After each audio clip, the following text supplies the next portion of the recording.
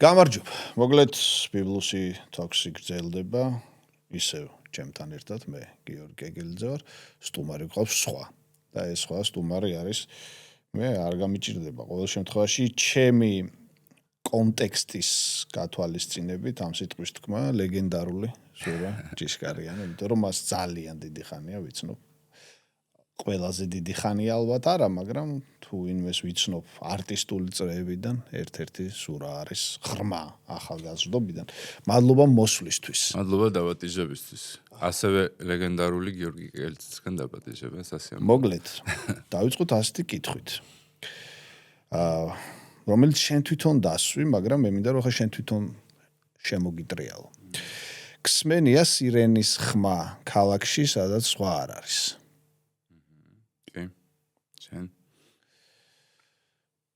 მე ვიცი რომ შენ ქსმენი, შეიძლება სხვა რაღაცას ვეძახით მაგას. ეგ არის ხელოვნება შენი აზრით? ეგ არის ხელოვნება. კი. გამოგონება. რაღაცა მოძახილი. იქ სადაც თითქოს არ უნდა იყოს. მაგ ფრაზას მე წერდი თავისი გაგრძელებაც აქვს, რომელიც გარდავიტანე. და გაგრძელება დაახლოებით ჟღერს ასე რომ როგორც მოწოდება რაღაც საკრალური აქტისთვის, რომლის შინაარს ვერ ხვდები, მაგრამ გრძნობ. და ხედავ. იმიტომ რომ სირენის ხმა ისმის სხვებისთვისაც, უბრალოდ შენ ამჩნევ, თუ შენივე გამოგონება. ანუ ხელოვნება ამ აზრით არის ამბავი, რომელსაც შენ შესთავაზებ, თუ შენ შეამჩნევ. მე მგონი, იცი რა, პირველ რიგში ეს სირენა თან ჩემთვის ბიოგრაფიულიც არის. სირენის ხმა. კი. მეორეს მხრივ ხო, ხელოვნება შემჩნევაც უნდა, დანახვაც უნდა და გაგონებას, მაგიტომ ამბობ სირენის ხმა თან პირობითიც არის, იმიტომ რომ შეიძლება ვიღაცასთან ბავშვის დაძახილად მივიდა და ვიღაცასთან მანქანის პიპინად. ჩვეულებრივი ხმებიდანაც შეგვიძლია გავიდეთ მაგ სირენის ხმაზე. ბოლოდ ეგ მინიშნება იყო ჩემთვის მით უმეტეს საქართველოში ხელოვნება ისედაც მე მგონია რომ რაღაცა არაპრაქტიკულია და არაკომერციულია და არაკაპიტალისტურია და რაღაცა ძველია, რაც ადამიანს სულთან დაყვება, ხო, რაღაცა სულშია, სადღაც ღრმად არის და სადღაც შორს არის. მაგრამ მაგას მე იმდენი შეეფარება ზევიდან, რთულია იმ ხმის გაგონება მე საკუთარ თავშიც და ასევე დანახვა გარეთ იმ რაღაცის საიდანაც მოდის ეს ხელოვნება რაღაცა სიღრმეებიდან და რაღაცა ადამიანის შორიდან. მით უმეტეს საქართველოში ეხა ხო როგორი სიტუაცია მართლა გემის სირენასავით არის თბილისში ხელოვნება. ანუ ფაქტიურად არ არსებობს, მაგრამ თან არსებობს და ყვირის და ისმის. მაგრამ აი იმ ყოველდღიურ პრაქტიკულ რაღაცეებში და იმდენი შრეებით არის გადაფარული, რომ ფაქტიურად რაღაცა ჯადოსნური ზღაპარივით ნაბიჯის გადადგმა გიწევს, რომ ეს ხმა გაიგონო. ანუ იმდენად ზღაპრული არის თითქოს და იმდენად შორეულია და იმდენად არაფერში არ ჯდება, რომ გესმის როგორც გემის სირენა. და რატო არ ჯდება არაფერში? მარტო თბილის გულისხმობ თუ ზოგადად საზოგადოება გახდა ზედმეტად ჰომოფაბერული? მარტო თბილის ამ შემთხვევაში თბილისზე ჩავაჭერ ცოტა ხანში, მაგრამ ისე ზოგადად მგონია, რომ როგორ გითხრა ადამიანები, ცხოველები, ჩნდებით ხო? და რეალურად რა ჭამთ, სვავთ, ვიზრდებით, რაღაც გამოცდილებები გვაქვს. არავი და ამ დროს იბადებიან და რა ყოვსუ ხანომია, ხან ბინებს ვართ ერთმანეთს, ხან ტერიტორიებს ვართ ერთმანეთს, ხან იდენტობებს ვართ რაღაცაზე მიდის ჩხუბი. სულ საშოვია საჭმელი, სასმელი და ასე შემდეგ. ამ დროს ვიღაც ადამიანები მოდიან და რაღაცა სიტყვებს ურითმავენ ერთმანეთს. იქ ვიღაცა პეპლებზე ფიქრობს, იქ ვიღაცა სივრცეს ხვანერად განიხილავს და ზოგადადაც მგონია, რომ გამონაკლისი არის სამყაროს ეგეთი ხედვა. და ეს ადამიანები, რომლებიც ცხოველებად დავიბადეთ ყველანი, ვიღაც ადამიანები უცებ სხვა რაღაცებს ხედავენ. ვიღაცები რჩებიან ცხოველებად. კი. და ანუ ხელოვნება შენი აზრით არის აი ამ ცხოველის მცდელობა, რომ ადამიანი იყოს. კი. ანუ აღემატებოდეს საჭიროებებს. ზუსტად. და საჭიროებებზე ზევით ასვლა, ესე ვთქვათ, რაც არ არის მარტივი ამბავი. ზევით ცოტა ისეთ სიტყვა. უბრალოდ დამატებით რაღაცა, განზე გასვლა რაღაცა. ამ ცხოველს ბიორობოტს, რომელსაც გაწერილია ხო გენეტიკურად, რომ რა უნდა მიიღოს საკვები, უნდა მიიღოს სასმელი, ასე შემდეგ, ბევრი რაღაცა ხო აგრესიული ინსტინქტები გვაქვს, ბევრი რამ დეფინირებული.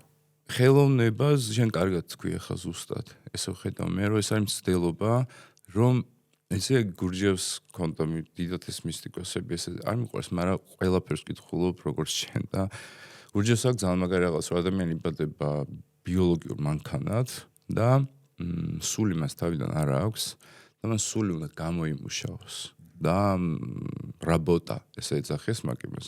შენ მუშაობ იმისთვის, რომ სული გამოიმუშაო და სული როგორ უნდა გამოიმუშაო? ერთ-ერთი მთავარი მანდარი ზუსტად სამყაროს ესეთი ხედვა, რომელიც აქვს ხელოვნებას, ფილოსოფიას, პოეზიას და ასე შემდეგ. მაგრამ ეს როგორ უნდა შეამჩნიო? თქვათ ამ ხედვით, რომ დაიბადე მაგალითად მანქანად და მაინდა-მაინც წინ არ შეგეგება პოეტური კრებულები, მუსიკალური ალბომები და ასე შემდეგ, ხო? ისეთ საზოგადოებაში იზრდები, რომელიც ახლა სრული აცდენა ამისგან წარმოუდგენელია ჩვენს დროში, მაგრამ მაინდა-მაინც არ კარნახობს ამას, როგორც ცხოვრებისთვის სასურველ ნაწილს, რომ იქცე ადამიანად. აი როგორ ეძებს ადამიანი, რა მაგნიტი აქვს ამ ყველაფერს ისეთი, რომ ადამიანი ან როგორც შემოქმედი, ან როგორც თქვათ აღმქმელი რა, რეციპიენტი ამასთან მიდის. აი შენ როგორ მიხვედი? ეგ ძალიან საინტერესო მომენტია, მით უმეტეს და კარგია ეს კითხვა და ამაზე საუბარი, მით უმეტეს ჩვენ არ ქვეყანაში, სადაც არ დაგხვდა ხო ესე მით უმეტეს ჩვენ თაობას. არაფერი არ მოვიდით, არაფერი არ იყო. საერთოდ არაფერი იყო. ეხლა ბევრი რაღაც ჩვენ ისიც ცოტა დაგხვდა რა საჭიროებისთვის აუცილებელი. ძალიან ცოტა და მაგიტომ იცი რა ამბოლდო ცოტა ძალიან კრიტიკულად ვარ ჩვენი კულტურის და თანამედროვე კულტურის საზოგადოების მიმართ, იმიტომ რომ ეგ რო არ ხვდება არსად.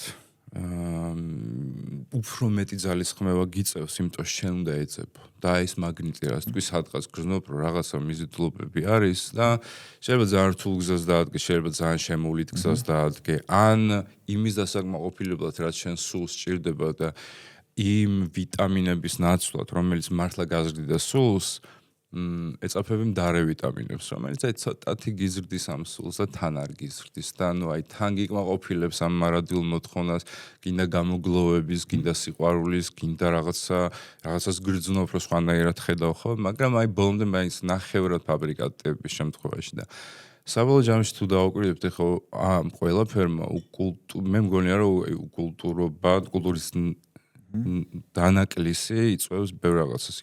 არის ეკონომიური ფაქტორები და ასე შემდეგ. მაგრამ იწვევს იმას, რომ ახლა რო უყურებ ახალგაზრდებს, აქამდე ჩვენ თაობაში ეგეთ რამე არ შემიჩნევია, რომ მაგალითად ხვდები ახალგაზრდებს, რომლებიც სქემერობენ, სქემით ცხოვრობენ და პლუს კიდე ფლექსაობენ, ამით მარიაჟობენ. ჩვენ დროს მარიაჟობა ერქვა, ახლა ფლექსაობა ქვია. და ეს ითვლება ჩვეულებრივ მოვლენად, ანუ და იგივე ტიპებს არც კითხულობენ ამას, არც უსმენ ამას და აბსოლუტურ უკულტურობაში არის გადასული დიდი ამბავი, ბევრი ხალხი. ბევრმა ხალხმა მოიტანა ეს ამბავი? ბატონო? ბევრი ხალხის გაჩენა? არა, კითხვა ვერ გავიგე. რამ მოიტანა ეს ამბავი? უკულტურობა. ხო, ეს უკულტურობა რა ტენდენციამ გამოიწვია? ნუ ყველა ვარიანტში, რა თქმა უნდა, ეს მთელი ომები და ჩვენ რამ ძიმედაც გადავიტანეთ საბჭოთა კავშირის დაშლა, არც ერთ მოკავშირე რესპუბლიკას ასე მძიმედ არ გადაუტანია. მათ შორის ჩვენივე გამოისობითაც. ჩვენივე გამოისობით წილად, რა თქმა უნდა. და ნუ მაგის მერე რა თქმა უნდა რთულია რაღაცების დაშენება ერთმანეთზე და შემდეგ რომ შემოდის უცებ ერთი ფორმაცია ინგრევა, ხო, თითქოს კომუნიზმი, მაგრამ საქართველოს კომუნისტური არასდროს არ ყოფილა, არასდროს არ ჯეროდა ქართულ კაცს მაგ იდეის და თავის დროს როცა ჭრილოვანი ეკონომიკა ყვაოდა, საქართველოში ყვაოდა ხო ჭრილოვანი ეკონომიკა ყველაზე მეტად ცეხავიკების ქვეყანა იყო, ჩვეულებრივ ცეხავიკების და ქურდების. და მერე ეს ახალი ფორმაცია შემოდის, უცებ შემოდის ნაციონალიზმი, კაპიტალიზმი, ყველაფერი ერთად შემოდის. გვებინდება გონება, მიდის ერთმანეთის ჭამა, კვლა, დაც მივიდა ხო ეს ყველაფერი და ძალიან იმპულსურად მონაწილეობთ ყველაფერში. აბსოლუტურად. და სწრაფად ვცდილობთ რომ თქვათ ეს ყველაფერი ავითვისოთ და დავამკვიდროთ. ყველაფერი ერთად. ერთად, სწრაფად და გააზრების გარეშე. ხო, ცხადია, ქაოსი იწვევს. სრული იმპულსურობა. ეგ კი. მაკედან გამომდინარე პლუს ნახე მე მგონია რომ ქართულ კულტურას აქვს ერთი ძალიან დიდი კარგი თვისება, რომელიც ასევე ძალიან დიდი ნაკლია თუ სწორად არ გამოიყენენ. თუ შევხედოთ ჩვენს ისტორიას, ხო, ქვეყანა ყოველთვის იყო რომელიმე იმპერიის პერიფერია.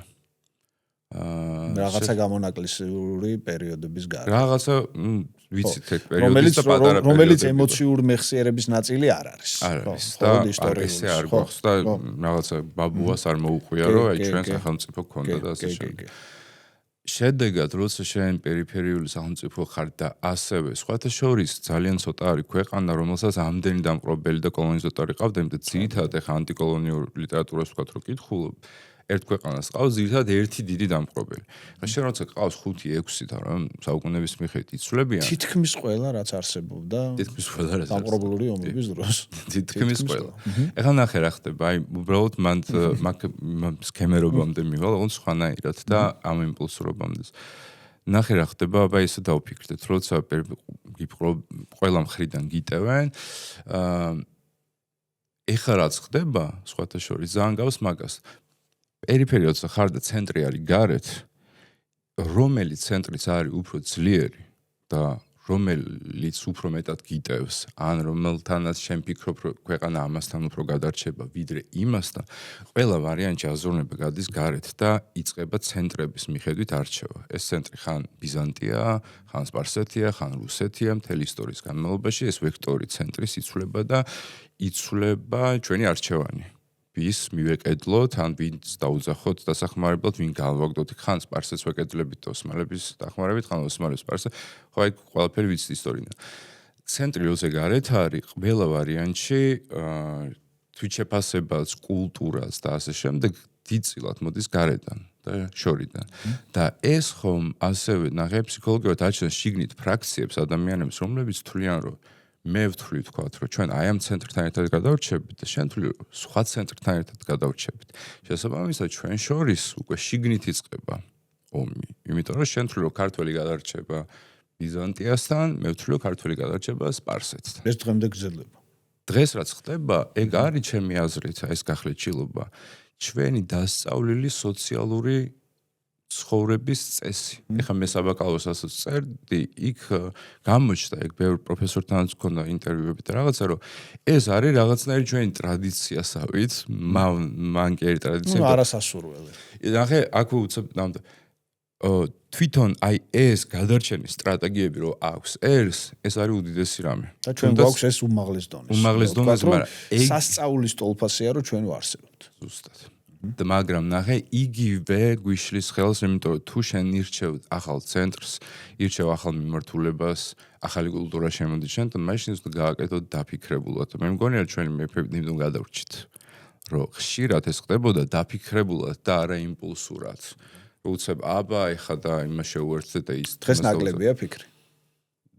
დღეს ზუსტად იმის თქვა მინდო, რომ ნაკლებმა წიგნმა, ნაკლებმა კულტურამ, ნაკლებმა ხელოვნებამ რა თქმა უნდა, მიუყვანა იქამდე, რომ ფიქრიც ნაკლებია, იმიტომ შენ თუ არ კითხულობ, შენ თუ არ ეცნობ ხელოვნებას, ფილოსოფიას, არ კითხულობ წიგნებს და ასე შემდეგ, შენი აზროვნების პროცესი ძალიან მარტივია და უფრო მეტად შენში ჭარბობს ემოციები და იმპულსურობა. კი, კულტურა არის რეპრესია გარდაუვალად, რა თქმა უნდა, რეპრესიულია კულტურა, მაგრამ აუცილებელი რეპრესია ადამიანისთვის, იმიტომ რომ სხვანაირად ქაოსში. იცი როგორ ვიტყოდი, თუ თქვათ ვიტყვით, მე მახსოვს საიდანაც მოდის ეს ტერმინი, თუ ვიტყვით, რომ კულტურა რეპრესიულია, ნუ ფროიდის ამბავიც არის, მაგრამ ბევრ სხვა კულტურის, ესე ვთქვა, თუ კულტურის რეპრესიები არ იქნება, ბჭყალებში რეპრესიები, მაშინ შენ ადამიანი აღმოჩნდები საშინელ რეპრესიებში სხვა მხრებიდან. ცხადია.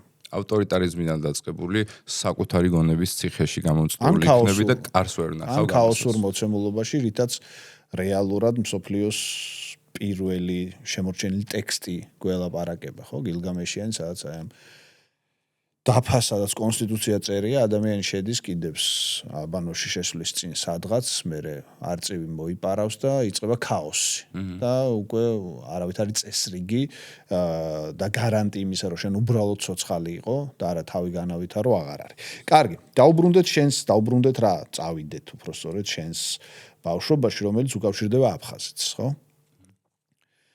ბევრჯერ ილაპარაკე შენ ამ თემაზე სხვადასხვა ფორმით. ხო, მულტიფუნქციური არტისტი ხარ და შენი გამოხატვის გზები არის განსხვავებული, ხო? ეს იშვიათი არის დღეს, ხო? როგორც მწერლობაში, ესე მუსიკაში, ასე რაღაცა კიბერხელოვნებაში და ასე შემდეგ და ასე შემდეგ, ხო? მაგრამ აი ესე ჩვეულებრივ ადამიანურ ენაზე რო ვთქვათ, მეტაფორების გარეშე რა არის ის ამბავი, რომელიც შენ აფხაზეთთან გაკავშირებს?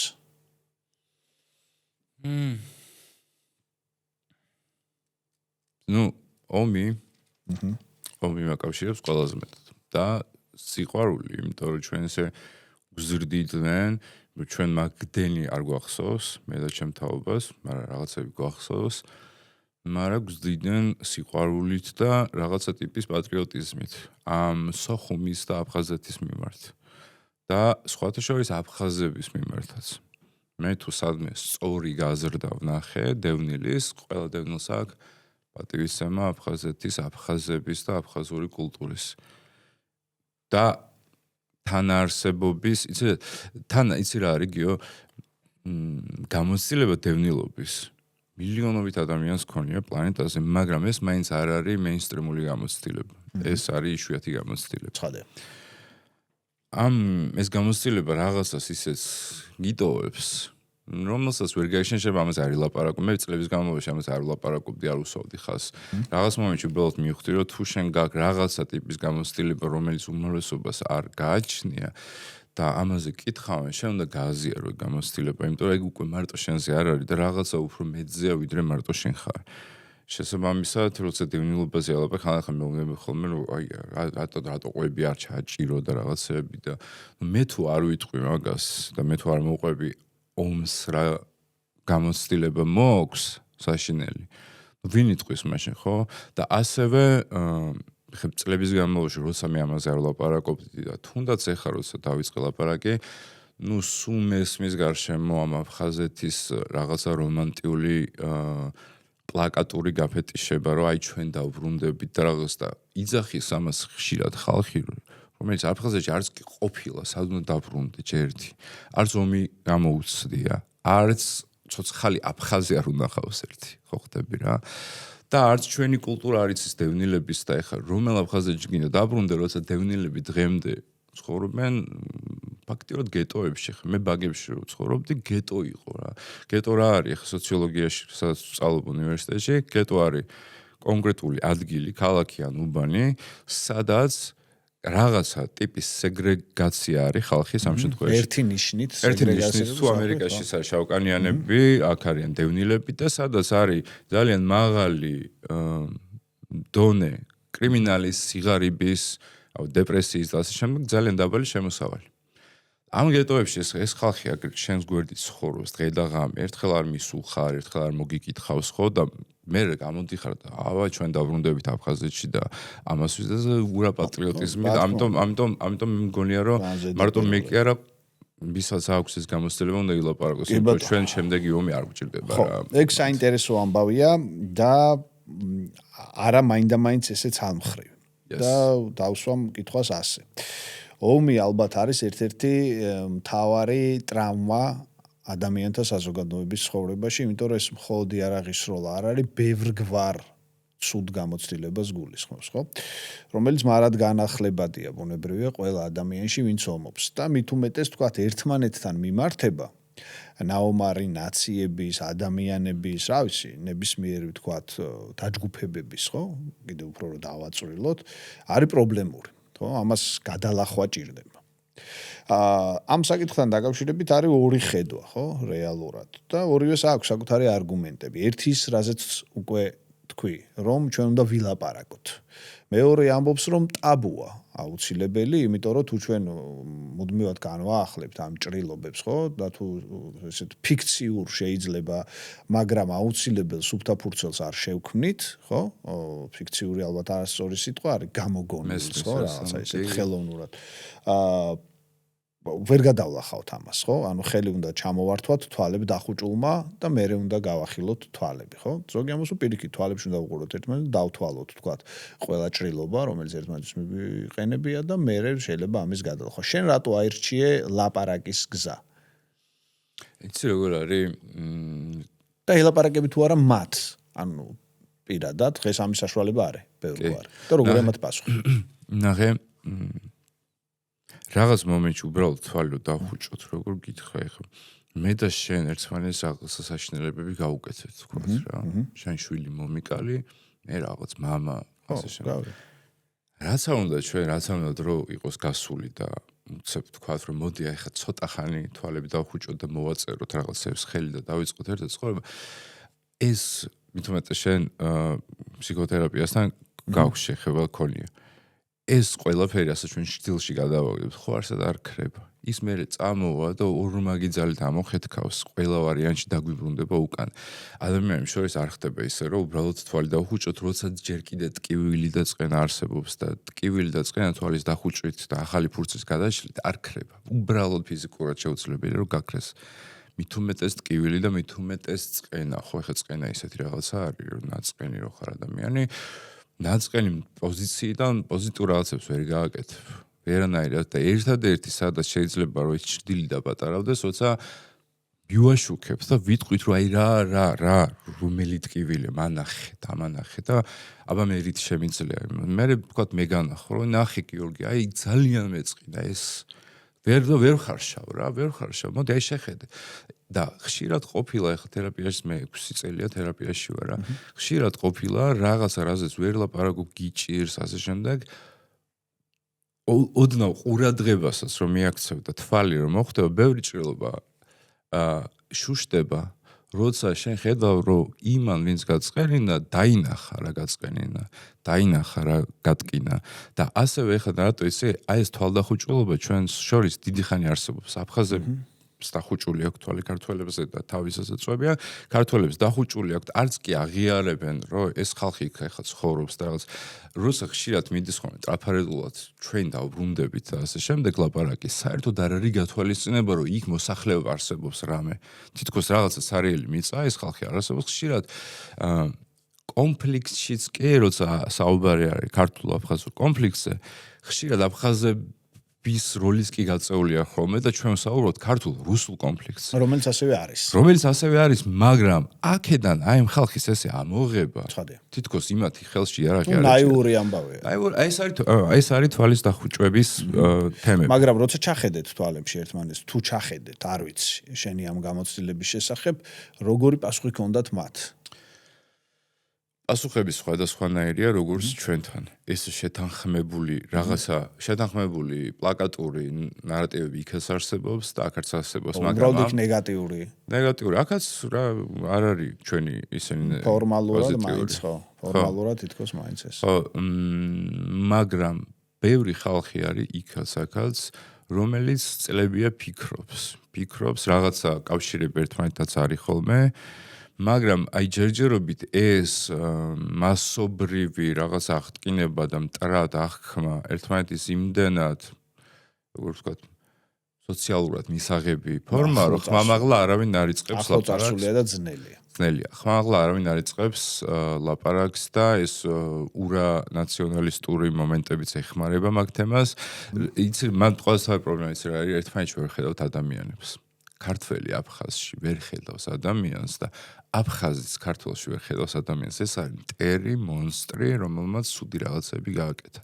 და სადაც ახლა ადამიანს ვერ ხედავ, ყველა ომის მთავარი მუღამი რა არის, რომ მოახდინო მტრის დეჰუმანიზაცია, იმიტომ რომ მე ადვილია ყველაფრის გაკეთება და რთულობა. რა თქმა უნდა, რთულია ნებისმიერ რამე ტიპის შერიგებაზე ან რაღაცაზე ლაპარაკი, რომელიც არ იქნება, თქვათ, ოკუპაციური ლაპარაკი, სანამ იქ ადამიანს ვერ ნახა. კი ბატონო. მოდი ახლა სხვა თვალსაზრისით ვილაპარაკოთ შენს ბავშვობაში. ერთია როგორ დაინახე სოციალური გარემო, მაგრამ აი რო დაუბრუნდეთ ჩვენი ლაპარაკის დასაწყის, როგორ დაინახე ან დაგინახა, არ ვიცი, შეიძლება თვითონ მოგაკითხა ხელოვნებამ, როგორც ამბავმა ადამიანად ყოფნის აუცილებლობის, თქვათ, ერთმა მთავარმა ნიშანმა. მე მაგან გადამარჩინა წერამ ზუსტად ვიცი. მე ეხა არ მახსოვს, აშკარად ეს ალბათ დედაჩემის გავლენა იყო, დედაჩემი რაღაც პერიოდის განმავლობაში სოხუმში მუშაობდა გამოცემლობაში და აი ახლოს იყო აი წიგნებთან სახშიც მახსოვს ბავშვობიდან რომ ვიზრდები, ეგეც რა მნიშვნელოვანია, რომ უბრალოდ თვალით მაინც ხედავდა წიგნებს, ეხლა რამდენჯერ მე ყოფილა ვიღაცების სახში და სახში წიგნი არდებს ხოლმე რა, სადღაც შედიხარ და ერთი წიგნიც არდებს. ეგ მახსოვს ეს წიგნები, ამ წიგნებზე საუბარი და შემდეგ, მაგრამ ომის მერე მოხდა ეს რაღაცა. მე იქ მაშინ ისეთი რაღაცები ვნახე, რომლის მაგ გამოცდილების გადმოსაცემად ან ასახსნელად ჩემ თავთან, რაც ვნახე, არ მყოფნი და არც გამოცდილება, არც სიტყვები და არც გარშემო არავის ეცალა, რომ რამე აიხსნა, რა იყო ეს, რაც ვნახე. და სრულიად შემთხვევით აღმოაჩინე, დავიწყე წერა. 7-8 წლის ასაკში. ეს უკვე დევნილობის დროა? ზუსტად ომიდან 1 თვეში, 2 თვეში, 3 თვეში დავიწყე წერა. ეხლა დიდი პროცენტი მაგ რვეულების შენახული მაქვს. ისტორიულად წერა გიო. წერა, აი რაღაცა მოგონილი, ბავშვურად მოგონილი ამბები, მაგრამ აი ეს გამოცდილება მახსოვს, რომ როცა მე ამას ვერ ხარშავდი, ამ ყველაფერს ვერ ხვდებოდი, არ ვიცოდი, თან ახალ გარემოში ხარ სადღაც ქალაქში მომავალი სრულიად ბუნდოვანი, არც უფროსებს ძალიათ, რომ რამე აგიხსნან და ასე შემდეგ. მახსოვს, რომ წერდი, ვიგრძენი, რომ რაღაცა გავიგე, რაღაცას ხარშავ და ვიგრძენი, რომ ნებისმიერი გამოცდილების გადატანა შემიძლია. მესმის რომ ეს შეიძლება ამ გადასახედიდან ახლა სხვაგვარად იკითხებოდეს, მაგრამ მაინც ხო არ გახსოვს რაზე წერდი, იმიტომ რომ ეს ხო მაინც მნიშვნელოვანი რამე იქნებოდა. მახსოვს, იმიტომ რომ მე რაღაც პატარა წიგნად გამოვეცით რამდენიმე რბეული. ეს არის კოსმოსური ისტორიები არის,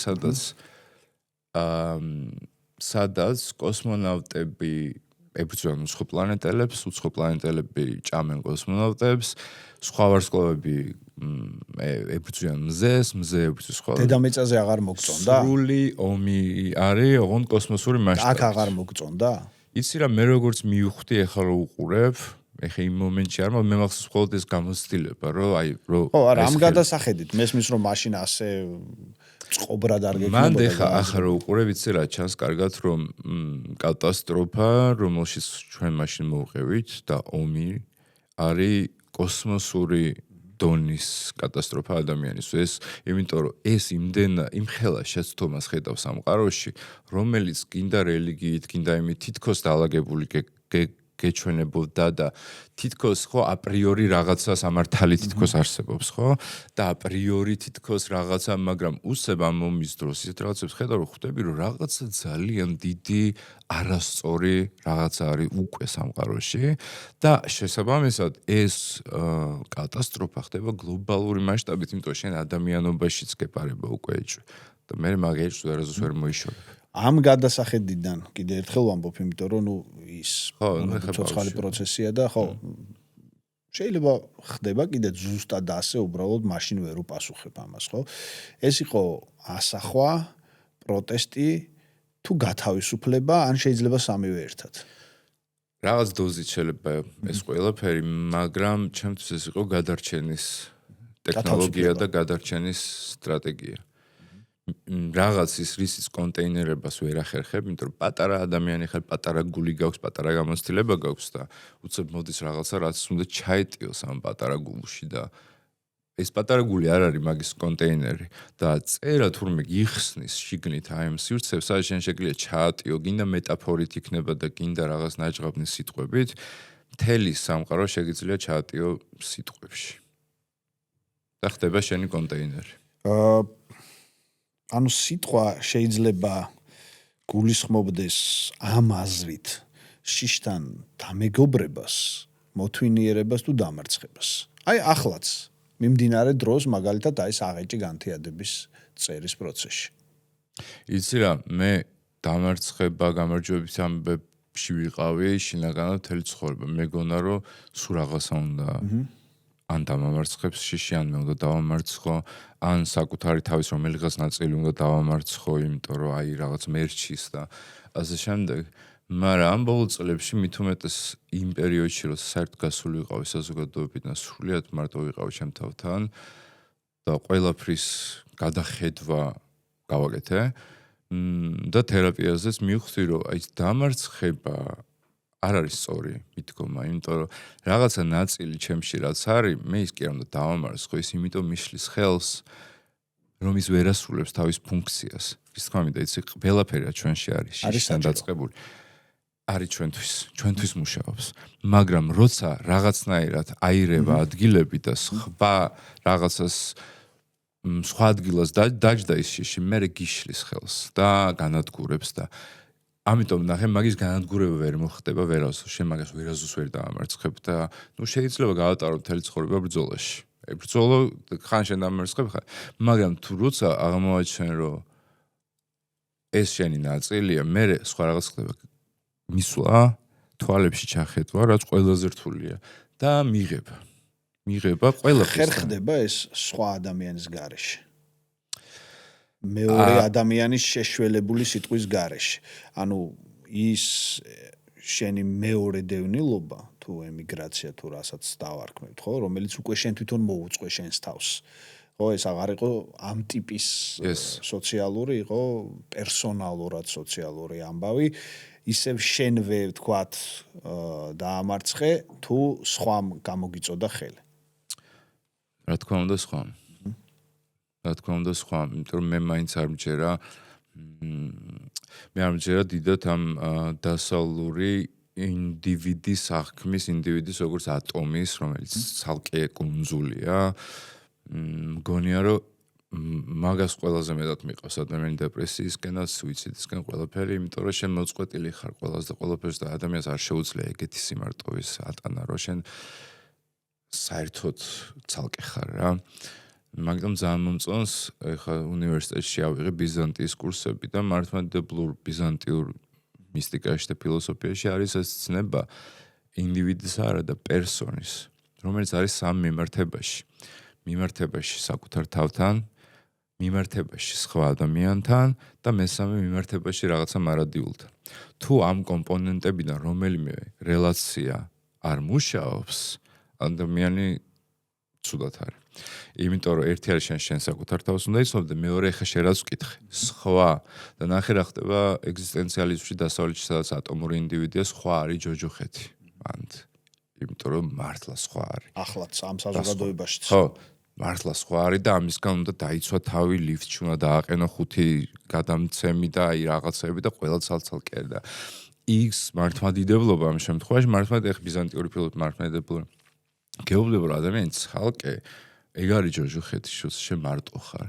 ამიტომ არის სხვა და ამ სხვასთან ეს მიმართება რელაციას ეძახიან, ეს არის მუდმივი მიმართება. შენ მუდმივად შენ თავთან კონტაქტზე უნდა იყო, რაღაცა უკუკავშირის ლუპებით და მუდმივად უნდა გახვიდე სხვასთან და ხავსანიც ეს არის. მთავარი ქართული ტექსტი და ყველაზე მთავარი უცხოს ძებნა და საკუთრად გახდო. სუსტად.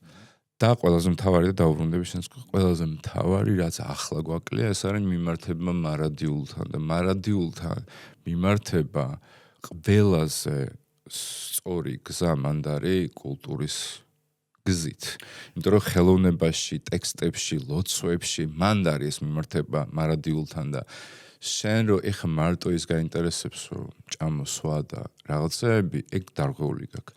და უცა დავასრულებ შენს კითხვას რომ მარტო თუ სხვამ გამოგიწოდა რა თქმა უნდა სხვის გარეშე ამ შემთხვევაში ეს არის ანა, ჩემი ცოლი, ჩემი თერაპევტი, სხვათა შორის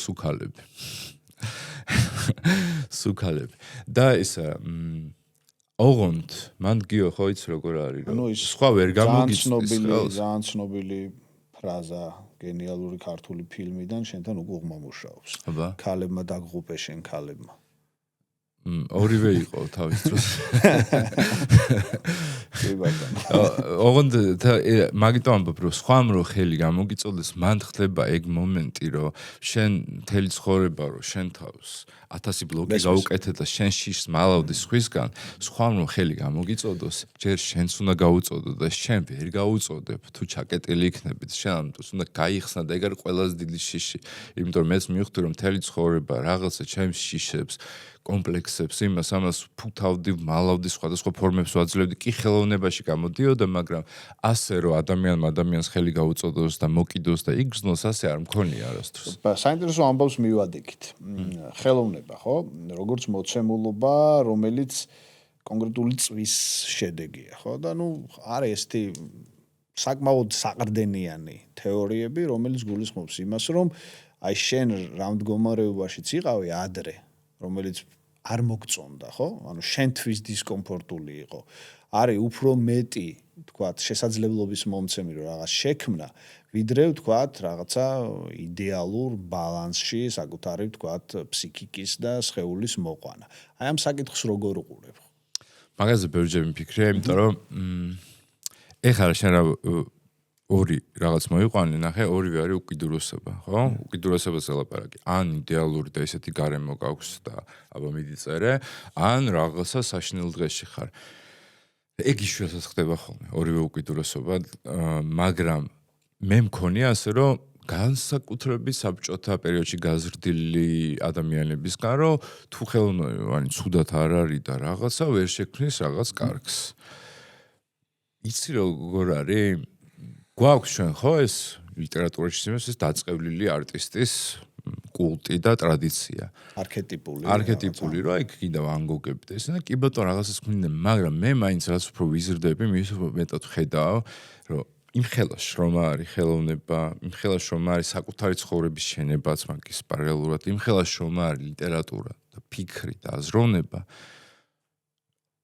რომ ეგრე ვერ შექმნი. შეიძლება ნახე რატო ამბობ, ვიღაცამ ვინც იცხოვრა რაღაც ასეთი რაღაცა სუპერ ბოჰემური ცხოვრობით და მის პიკზე თან დაიღუპა და თან შექმნა რაღაცა მაგის უკან დგას კიდე 100,000-ობით ეგეთი ტიპი რომელსაც ვერაფერი ვერ შექმნა და ჩვენ ვიცით ერთეულების შესახებ შესაბამისად ეხლა ჩვენ ახალგაზრდობაში გქონდა ეგ ცდუნება რომ უყურებდით ამ რაღაცებს ეგ გიჩანს პირველი ახალგაზრდას ხვდები ეს რაღაც ვითომ ბუნტარული იმიჯი დაისკნა და გაგვსუნება რომ გონია რომ შენს რაც უფრო დეზორგანიზებული იქნება მით უფრო კარგი რაღაცას შექმნი იშვიათად სინამდვილეში რას უჯანყდებოდი მაშინ როდესაც რეალურად აჯანყებული იყავი ხო თქვათ აი ეს შეიძლება ვიღაცებს ეს პერიოდი არ ახსოვთ ხო ალბათ ნაწილი გარდაულად ახსოვთ, იმიტომ რომ უკვე მუსიკას უკავშირდება.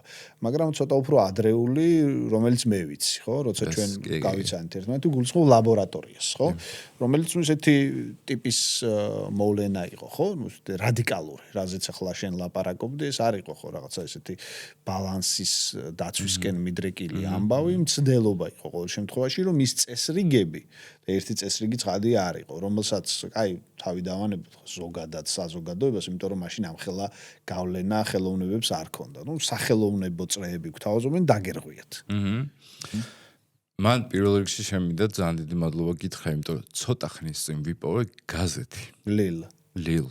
ჩვენ და ზალჩხეიძე რედაქტორობდი. ხო, და ამ ლილში ვიპოვე ლაბორატორიის აი სრულიად დეკონსტრუქციული რაღაცა ციფრებით აწყობილი ლექსები.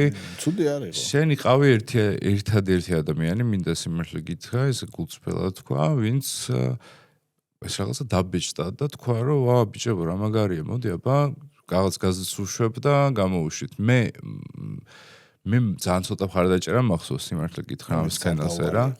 ძალიან ცოტა მხარდაჭერა მახსოვს ნებისმიერ სფეროში და ვინც მახსოვს ეგ მთელი ცხოვრება მახსოვრება და ამიტომ შენ მადლობა პირიქით. ესე არ მithქვავს არასდროს და ეხლა გეუბნები და მადლიერი ვარ ძალიან. ხო, მახსოვს ის პოეზიის ფესტივალი სხვათა შორის, რომელიც მე ერთად ჩავატარეთ, შეიძლება შენ კარგად მახსოვს რომელი იყო? შენ და ბატონი ლეონ აფთა გამოდიოდით ლექსად. ხო, მაშინ ბევრ ადგილას გამოდიოდით და ესე მკაცრავად ეს ლილს უკავშირდება. ხო, და აი რა იყო? აი რატო ჯერ თუ გინდა ინდივიდუალურად ვისაუბროთ და მე ეს ხალხი როგორ შეიკრიბეთ, რა ნიშნით? აი, ჯერ იდეის დონეზე ვიტყვი, რომ ჯერაც უფრო ვისრდები, მით უფრო ნაკლები ცოტა ხნის წინ მკითხულობდი, მე მგონი დელიოზის ტექსტი იყო ლიტერატურაზე და ადამიანის ავტორზე და მანტი ყოლაპარაკი ძალიან საინტერესო რაღაცა თქვა, რომ დიდი ტექსტებიო და დიდი ხელოვნება არ ქნესო ინდივიდი მაგას რა. ანუ ჩვენი ნერვოზებიდან და ფსიქოზებიდან ვერ გავალთო რაღაც მარადილს, როგორ გითხრა, მე შეიძლება რაღაც ციკი მქონდეს, რომ თიც ვიქნებ რა. ანუ აქედან გამომდინარე, შეიძლება სადღაც გავიდე, მაგრამ რას ამბობს ლიტერატურა და ხელოვნება, რომელიც აი გამჭოლი არის, დიდი იბადება მაშინო, როცა ავტორს წაერთმევა შესაძლებლობა თქვა სიტყვა მე და შემოდის რაღაცა მესამე ამ იმაში, ანუ ჩემი ინდივიდუალობა, შენი ინდივიდუალობა, ჩვენი კერძო ბიოგრაფიები, მაგრამ ამის მიღმა კიდე რაღაცები ადამიანური არქეტიპები, მარადიული სცენები, რაც ვითარდება ხო და მაგაში ვარ და ამიტომ ამ ხელოვნებაში მაშინაც ლაბორატორიის დროს და ახლა მე ჯგუფსაც მოყვები. მას თავიდანვე მახსოვს, რომ არის რაღაცა ინდივიდუალური ბიოგრაფიული ფაქტორები, ან შეიძლება რაღაცა მენტალური სტრუქტურები, იმიტომ რომ მე ხშირად ვაკვირდები ხოლმე კავშირს ადამიანის არჩეულ იდეოლოგიას და მის სამყაროულ პროექტს შორის.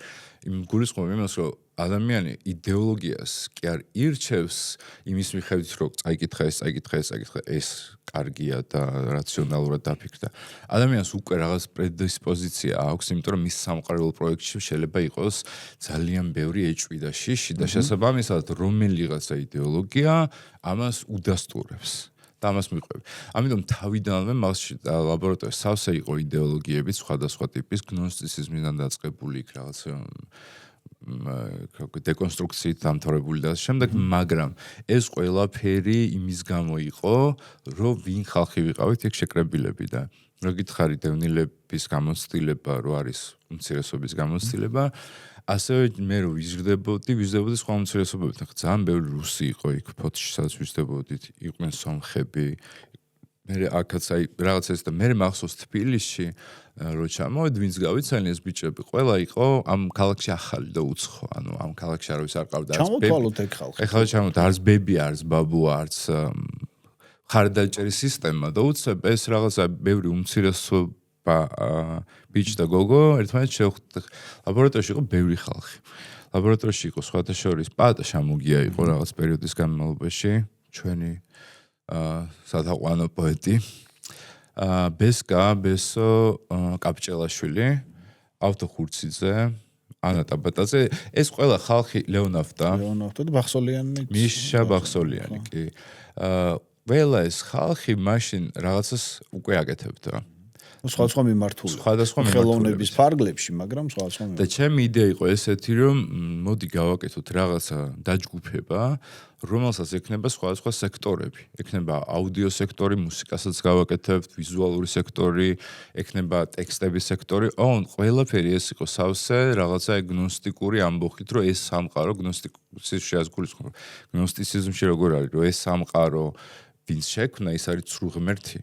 და მას რადგანაც ყურები არ აქვს და თვალები არ აქვს, ვერ ხედავს სხვა რომ არსებობს ნამდვილი ღმერთი და ნამდვილი სინათლე და ეს მატერია რაშიც ვართ, ეს არის მის მიერ შექმნილი ციხე და ჩვენ ამ მატერიის ციხეში ვიმყოფებით და აქედან გასარღვევად არის რამდენიმე გზა, ან სრული ასკეტიზმი და არ მონაწილეობა, ან ერთ-ერთი რადიკალური რაც მაშინ 20-იან წლებში რამაც მიგვიზიდა ის, რომ სრული დაპირისპირება ამ სამყაროსთან ხელოვნებით იქნება თუ საკუთარი ორგანიზმის განადგურებით მაგალითად და აქ უკვე ნარკოტიკების თემაც შემოგვიყვება, ყველაფერმა თითქოს გახსნა, მაგრამ ისევ და იმას ვუბრუნდები, რომ ეს მხედველობა, რომ ეს შეხედულება, რომ სამყარო მტერია და შენ მას უნდა ებრძოლო. მე მგონი არა ეს მოდის უფრო ღრმა ტრამვებიდან და ღრმა გლოვიდან, რომელიც იქამდე იყო უბრალოდ მე რო ეცნობი ახალგაზრდამ რაღაცებს. მიუღებლობიდან და აი როგორ ეხლა ბევრ ახალგაზრდაზე ვამჩნევ მაგას, რაც ჩვენ მქონდა მაშინ, რომ შენ მოხვედი აქ ხვდებიან უფროსი ბიძები, რომლებიც გეუბნებიან, რომ აი ჩვენი ესეთი ქვეყანა ვარ და ჩვენ ესკენ, მაგრამ ხედავ რომ არაფერი არ გაუკეთებია ამ ხალხს. თვითონ მათ ყოველ შემთხვევაში. თვითონ მათ არაფერი მაგას არაფერი არ გაუკეთებია, არაფერი არ დაგახვედრეს და თან მოთხოვნები არის ძალიან დიდი. რომ შენ ისეთი უნდა იყო, ესეთი უნდა იყო და შესაძლებლობებია მოთხოვნების გასახორციელებლად. არც დედამ, არც მამამ, არც ბებიამ, არც ბაბუამ ეს ზოგადად. ზოგადად. არ დაგიტოვეს და გიჩნდება რა თქმა უნდა პროტესტი და ასევე ეხლა რაც თქვი ახალგაზრდებს მოთხოვნილება ყოველთვის არსებობს სულიერი ღირებულებების და კულტურის მოთხოვნილება მე მგონია რომ ადამიანში არსებობს და ვისაც ეს მოთხოვნილება აქვს უცებ ამას ვერ ხვდება მე ამ წესრიგის მიმართ ბჭყალებში წესრიგი დავარდო რომელიც ამას არ აძლევს რომელიც ასევე რაღაც კუთხეს გიჩენს რომელიც ზედმეტად დიდაქტიკურია და მორალისტურია მაგრამ აცდენა არის იმას შორის რას ლაპარაკობენ და რას აკეთებენ და ასევე რას ფიქრობენ და შენ ახალგაზრდა ამას ხედავ და მე გინდა ჩვენთვის ლაბორატორია იყო ეს რაღაცა დიდი ტოტალური ომი რომელიც მე უბრალოდ იმდენად სერიოზულად მივიღე და ავიღე ჩემს თავზე რომ იცი მე გადავხედე ლაბორატორიის პროგრამას რაც 20 წლის ასაკში დავწერე რომ უნდა გამეკეთებინა გავაკეთე ეგ და საკუთარი თავის გავინადგურე ანუ იქ რაც მეწერა 20 წლის ასაკში მე შევასრულე უბრალოდ რაღაცნაირად ეხლა ანუ იმ 20 წლის ზურამ გაიმარჯვა იმ 20 წლის ზურამ სადღაც მე როცა ვიყავი 30 წლის მაგ პერიოდში მოიგო რა შეასრულა თავისი შეასრულა ოღონდ ეს შესრულება დამთავრდა იმით რომ მე თავი ამოყავი ფსიქიატრიულ საავადმყოფოში ეს არის ინდივიდუალური გამოცდილება და ნუ სიამოვნო ცხადია მაგრამ აი ძალიან რო განვაზოგადოთ ხო ახლა ეს პროცესი რომელშიც თქვენ მონაწილეობდით მესმის რომ ახლა ეს ძალიან მასშტაბური ხედვით კამერული პროცესი იყო, იმიტომ რომ იმ დროინდელი მოძრაობები გარდაულად ასე იქნებოდა, მით უმეტეს იმ აზრით რა აზრითაც ჩვენ სოციალური ქსელი დღეს ვიცით არ არსებობდა, სადაც არსებობდა იქაც კამერული იყო და გინ გარეთ ყოფილიყო, გინ შიგნით ერთ და იგივე ხალხი ტრიალებდა. მაგრამ საბოლოო ჯამში აი დამოკიდებულება რა იმ საკითხისადმი, რასაც ახორციელებდით. იყო აი ზუსტად ეგეთი მკაფიოდ გნოსტიკური რომ ჩვენ გავარღვევთ თუ მისიონერული, რომ მოდი შენც მომბაძე, დამინახე და წამოდი ჩემს გზაზე. ვიღაც ტიპები, რომლებიც გისმენდნენ რა. ორივე მომენტი იყო მან. ერთ-ერთი რაც მე მოხდა და იქნება ეს გამოცდილება ახალგაზრდებსაც გამოადგეს მე რაც ვახე ბიჭო 20-იან წლებში ყველა მაგარ ხოცია. ნუ ფიზიკურად ხოცია. გულისხმობა ადამიანის 20-იან წლებში და არა 2020-იან. არა, ხო, ადამიანი თავის 20-იან წლებში და რაღაცა როგორ გითხრა ეხა მე მახსოვს მაშინ რაღაც ლექსებს უწერდი რაღაცა გარშემო მახსოვს ერთი 50 პოეტი. ყველა ვისაც ვიცნობ რაღაცას წერდა და მე ისიც მახსოვს რომ მეთქი რა მაგრა წერენ ესენი და მეთქი მე რაც უდად წერდა რაღაცები და აი რაღაცა გადავატრიალეთ 5 წლის მერე 50-დან 15 არის უკვე დარჩენილი და კიდე 10 წლის მერე მე ისიც მახსოვს რომ ერთ-ერთი ეხლა ლაბორატორიიდან არა მაგრამ აი მაგ დროს ჩვენ დატრიალებ და შენ კიდე ლექსებს წერო აი ძალიან ისე მითხრა ცოტა ლუზერივით რა ხო კიდე ლექსებს კიდე ეგეთ ლუზერი ხარ ის თქვა მინდა რომ მე ძალიან მეჯეროდა ჩემს გარშემო მყოფი ხალხის და მეჯეროდა რომ როგორც მე ვიყავ მიმართული სამყაროსთან საომრად ესე ვთქვათ და პლუს აი ეს მისიონური მომენტი რომ რაღაცა ტექსტები რაც გვაკლდა აქ მოდი გადავთარგმნოთ რა ტექსტები გვაკლია მოვიციოთ რაღაცა ავანგარდული მოდი რაღაცა ის რაც გაწყდა ხო რაღაცა მაშინ აღმოვაჩინეთ ჩვენ მე საერთოდ არ ვიცოდი 90-იანებში აქ რამეს წერდნენ ან აკეთებდნენ პატარა ჯგუფით უნდაც ხალხის დათო ბარბაკაძე დათო კიდე რომ მოდი აბა ღვადგინოთ თურმე აგერ ვიღაცები იყვნენ ეგენი იყვნენ თქვენ წინაპრები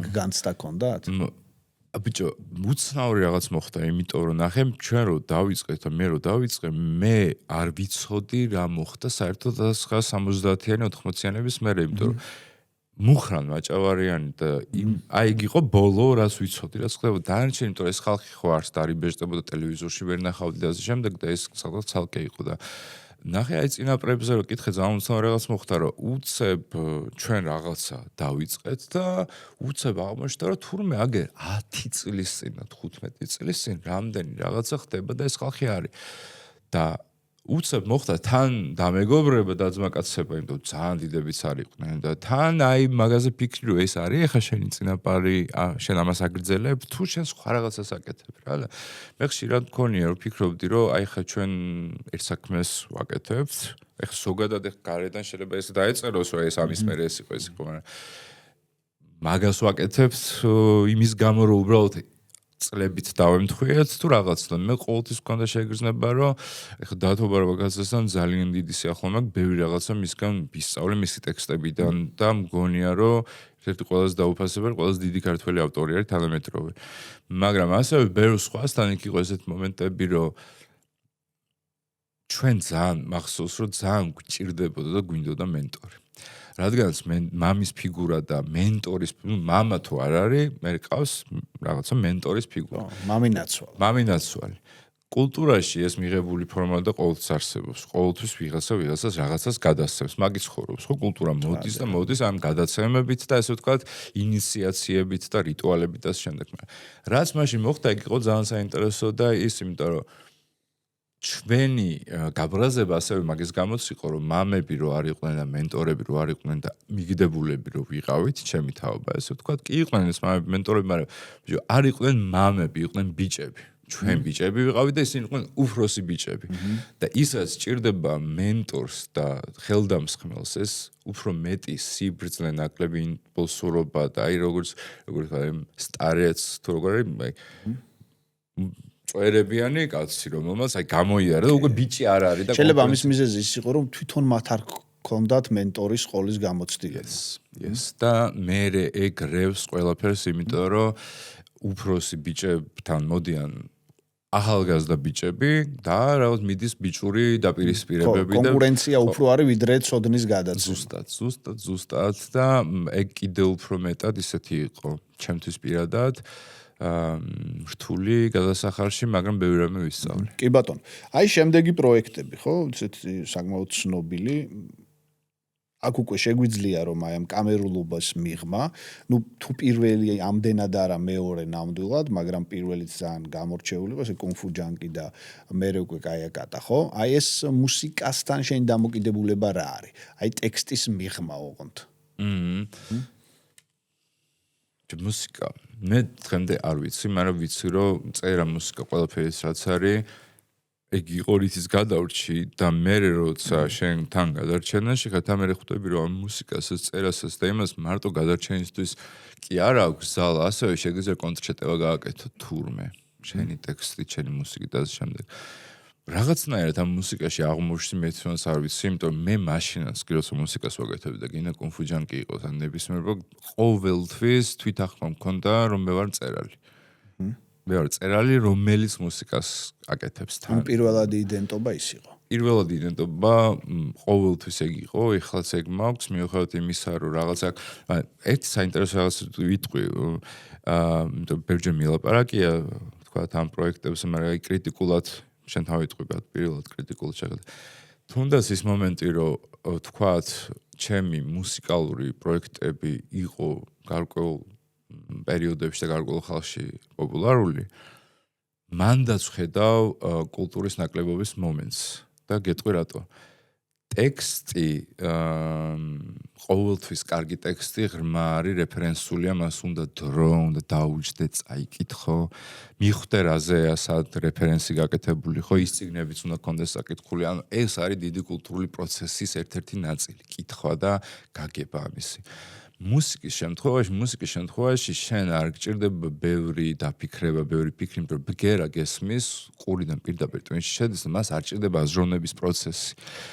შენ შეიძლება ერთადერთი მუსიკალური ყური კონდეს განვითარებული, იმიტომ რომ კარგი რაღაცები გმოსმენელი და დაახლოებით მიხვდა იმას, მაგრამ როგორც ასეთი აზროვნების პროცესი, რომელიც რაღაც კულტურის ერთ-ერთი მთავარი მუსიკას არ ჭირდება და შესაბამისად მე პირადად მიმაჩნია, რომ რამდენადაც თქვათ მოწონდათ ეს პროექტები ადამიანებს ჩვენს ქვეყანაში და ცოტათი ქვეყნის გარეთაც მგონია რომ ჩემი წიგნები და ჩემი ტექსტები 100-ჯერ უფრო ძლიერი არის მაგრამ არ გვყავს კითხველი სმენელი უფრო მეტი გვყავს ისევ სმენელს ახლა არ ვაყენებ შეურაცხყოფას მაგრამ ვამბობ კულტურული ფორმები შორის მუსიკა არის ყველაზე ადვილად ახმადი და გადასაცემი. კი ბატონო, შენ იყავ ერთ-ერთი პირველი, მაშინ შეიძლება ასე საზომე მესმის რომ ამ ტერმინს ძალიან ესეთი ხანგრძლივი ისტორია აქვს და მე-20 საუკუნის ლამის დასაწყისიდან იღებს სათავეს, ხო? და ნუ მე უკვე ძალიან ბევრჯერ მოხდა, ვთქვათ, ესეთი შეფერხებები და საბოლოოდ ვთქვათ დიდმა საბაზისო მონაცემა განაპირობა მისი აფეთქება ხელოვნურ ინტელექტს გულისხმობ. მაგრამ შენ იყავ ერთ-ერთი პირველი, ვინც რაღაც ექსპერიმენტებს ატარებდა ამ მიმართულებით, აი ჩატბოტების შექმნით და ასე შემდეგ. აქამდე როგორ მიხვედი, როგორ დაინახე, ძალიან ადრე, სხვა შორის, მაშინ როდესაც ალბათ იქაც კი სადაც ეს აფეთქდა, ნუ მაინც სკეპტიკურად იყვნენ განწყობილი ამ საკითხისადმი, რომ ეს შეიძლება ერთი ძირითადი ნიშანი იყოს თანამედროვე ადამიანის ცხოვრების. ცნობის მოყვარეობა მე მაქვს ძალიან დიდი ცნობის მოყვარეობა ბავშვობიდან რომელიც მე უკვე წერან კითხავ გამიღვია იმიტომ რომ რაღაც პროცესში უკვე შედიხარ ეს ცნობის მოყვარეობას გეზრდება რაღაცა შრეებს იძენს და ასე შემდეგ და ასე ზუსტად არ მახსოვს რაღაცნაირად აღმოაჩინე რომ არსებობს ისევ ტექსტიდან გავედი მანდ იმიტომ რომ აღმოაჩინე რომ თურმე შეიძლება რაღაცა კოდის დაწერა და კოდიც ასევე ტექსტია ენა ხო ჩვეულებრივ როგორც ახლა ლათინურად წერას სწავლობ ეს კოდის წერას თავის ლოგიკა აქვს როგორც ამას თავის გრამატიკა აქვს ჩემთვის ერთ და იგივე ზოგად სტრუქტურული და თურმე რაღაცა სხვა ენაზე დაწერით სხვა ენას შეგულისხმობ კოდს თურმე შემიძლია რომ ასევე ტექსტი მელაპარაკოს ეს სადღაც არ მახსოვს ინტერნეტში აღმოაჩინე სად აღმოაჩინე ეს აზრი ისე გამიჯდა მიტრიალებდა, მაგრამ ვერც კი ხვდებოდი როგორ ანაირად, იმიტომ რომ არაფერი არ იყო და მანდ ისევ რაღაცა ეს პერიოდი მახსოვს, რაღაცა იყო ეს 2010-ში, ისე მქონდა ხოლმე პერიოდულად აი რაღაც განმარტოვება სრული რა და ეს მარტოობა, რომელიც ინდივიდის მარტოობა იყო, იმიტომ რომ პერსონას რომელიღაც მიმართება აკლდა, ან მარადიულთან დავკარგე მიმართება, ან სხვასთან დავკარგე მიმართება, ან საკუთარ თავთან მახსოვს, ჩავიკეტე რამდენიმე თვეს სახლში და იმდენად მარტო ვიყავი, მეთქი და მინდოდა ვინმესთან კონტაქტი, მაგრამ ეს ადამიანი ვერ იქნებოდა მივხვდი რა, ვერ გავანდობდი მაგას ადამიანს, რაც მაწუხებდა. და ეს აღმოაჩინე ვისწავლე რაღაც ენა იყო მაშინ AIML, Artificial Intelligence Markup Language და გავაკეთე კიბერგალაქტიონის პირველი ვერსია. იმიტომ რომ მივხვდი რომ რატო გავაკეთე ეს საბოლოო ჯამში, რომ მივხვდი რომ სხვა ადამიანს ვერ დაველაპარაკებით, არ მაგმაყოფილებს. მეთქი ვის დაველაპარაკებოდი და უცებ მივხვდი სადღაც დამიჯდა რომ ვაიმე მეთქი გალაქტიონის ტექსტებს ყველაფერს თუ ავიღებ და შევყრი მანდ და დაუსვავ კითხვას ის თავის ტექსტზე დაფუძნებით რაღაცას მიპასუხებს და ეგ იყო რაღაცა საოცრება მაშინ ჩემთვის გავაკეთე და მახსოვს რამდენიმე თვე ყავდა მარტო მე გალაქტიონი რა გალაქტიონის ტექსტები და მე სხვებსაც გავზიარე ხო, მაგრამ იცი რა ძალიან რთული იყო მთელი ეს ჩემი ეს კიბერნეტიკული ხაზი დღემდე რთულია, ცოტა ტკივილები მან მაქვს, იმიტომ რომ გიო ხე შენც წარმოიდგინე, მე ვიღაცასთან მიდიხარ ამას ეუბნები და აი ცენტრებზე რო ლაპარაკობდი, გარეთ ცენტრი ჩვენთან აი ძალიან დიდი პრობლემა არის მაგისი რომ ვიღაცასთან რომ მიდიხარ, ბევრ სფეროში მე სარეკლამოშიც მიმუშავია. მიდიხარ იდეით და პირველი რაც მიდის არის თუ არა მსგავსი რამ გაკეთებული დასავლეთში. ოღონდ იმის გამო კი არა რომ იდეის ორიგინალურობა შემოწმეს. თუ დასავლეთში გაკეთებულია, მაშინ კარგია, გეუბნებიან რა და თუ ვერ ნახეს ცენტრში მათთვის სასურველ ცენტრში მსგავსი ანალოგი აპრიორულად არ სჯერათ რომ ქართველს შეუძლია გაუწდეს ორიგინალური იდეა. ამის გამო მე მქონდა ეს ძალიან ბევრი ტკივილი, იმიტომ ბევრ ადამიანთან მისულა, თქვათ რაღაცა მილაპარაკე, რომ აი ეს გავაკეთოთ მაგრამ იმის გამო რომ ვერ იპოვა შესაძლებელი, თქვა რომ არ ვაკეთებთ ან ბოდვა ან რაღაცები, გადის 5 წელი და იგივე ადამიანი წევს, ვაიმე შენ რო 5 წლის წინ მითხარი, ნახე ამერიკელება გააკეთეს და უკვე ლეგიტიმაცია მიიღო. ლეგიტიმაცია მიიღო და ესეც ნუ აი საშნელი კულტურების ეგ ძალიან ცუდი ინერციის ნაწილი მგონია ზოგადად და ეს ტოტალიტარიზმის ტოტალიტარიზმის ძალიან ისეთი ჯერაც მოურჩენელი ტრამპის. Yes. და ბოლო კითხვა მაინტერესებს, აი შენი ხედვით, რა თქმა უნდა, აქ წინასწარმეტყველი ვერავინ ვერ ვიქნებით, მაგრამ მაინც სად მიდის ის შემცირებული ხალხის, კი ბატონო, მაგაში დაგეთანხმები, თავიდან ამაზე ვილაპარაკეთ, მომავალი, რომელიც ხელოვნებას ემსახურება, აქ შემქმნელებს გულისხმობ დიდწილად და რატომაც არა აღმქმელებსაც. რა ტიპის ხელოვნება არის სინკრეტულია? ანუ ისევ ზოგადად თუ საქართველოში ამა. აი ზოგადად ადამიანის თქვათ მომავალს გულისხმობ ხელოვნებას. მე მაინც რავი ეკლესიასტეს ნათქვამის მჯერა ბოლოს რომ ყველაფერი რაღაცა არქეტიპული ადამიანური სტრუქტურები არსებობს, რომლებიც როგორც არ უნდა შეიცვალოს. რაღაცა შეიძლება ფორმები იცვალონ, მაგრამ ეგ სტრუქტურები დარჩება. მომავლის ხელოვნებაც გარკვეულწილად შეიძლება ბევრი რაღაცა სინკრეტული იყოს, მაგრამ კლასიკა, იმიტომ არის კლასიკა ზის იმ არქეტიპებზე, ანუ იმიტომ რომ ვნება არ შეიცვლება. ვნება არ შეიცვლება და ჩვენი რაღაცა ყველა ფორმატში ხო, ჩვენ თქვათ SMS-ით წერთ ამას, პოსტით უგზავნით წერილს თუ თქვათ ყურში ვჩურჩულებთ, ამის უკან დგას რაღაც სხვა მამოძრავებელი ფორმა არის მიწოდების განსხვავებული. თუ ეგ ერთადერთი შეიცვლება იმ შემთხვევაში, თუ ადამიანი დაკარგავს თავის ადამიანურობას ან შეიცვლება რაღაცა ფორმით, რაც არ მოხდება ჩემი აზრით. კი ბატონო, ძალიან დიდი მადლობა სტუმრობისთვის, საჩუქრები მაქვს. აი, კითხვებისთვის და საუბრისთვის. ორი არის ჩემი ლექსების კრებული, სხვა შორის გადავწყვიტე რომ ეგრე მეჩუქებინა, იმიტომ რომ შენი მუსიკის და ხელოვნების კავშირის არ იყოს, მეც გული მწყდება, რომ აი აქ მგონია ყველაზე მაგარი ჩემი თავი. აი, კიო, ამ წლის არის თუ შაშან. ერთი ამ წლის არის, ერთი იმ წლის. ძალიან დიდი მადლობა. და ერთი არის უკვე ბევრი წლის და მარადიული ფრანც კაფკას ახალი გამოცემა, მე ვფიქრობ ძალიან კაი ფორმატი. უმეტესი მადლობა. ხელს თუ მომიწერა, აი რომ ორჩება გადაცემა, მაგისთვის დრო გვექნება, ზურა ჯიშკარიანი, კიდევ ერთხელ გამიმეორებ. ახლა კიდევ უფრო თამამად, იმიტომ რომ ეს გადაცემა გაამტკიცებდა მაგ ამბავს, ლეგენდარული ზურა ჯიშკარიანი იყო ჩვენი სტუმარი ბიბლუს თოქს უსმენთ. უმეტესი მადლობა ბიბლუს. მადლობა.